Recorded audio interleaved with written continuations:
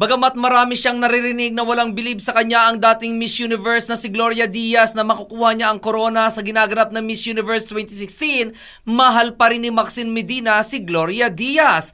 Sa glam shot ngayong taon para sa Miss Universe, walang iba kundi si Gloria ang ginaya ni Maxine.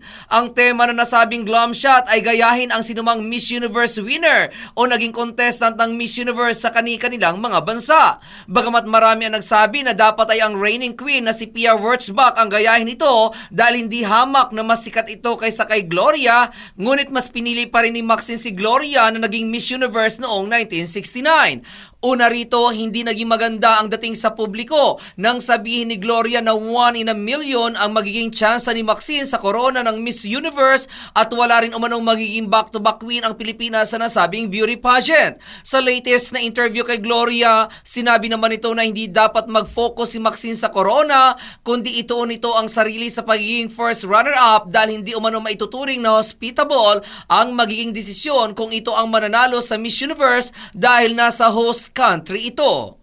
At yan aking balita. Ako naman si RH43 Rocky, ang inyong kaliga sa mundo ng showbiz. Showbiz for more, like and share this page for more.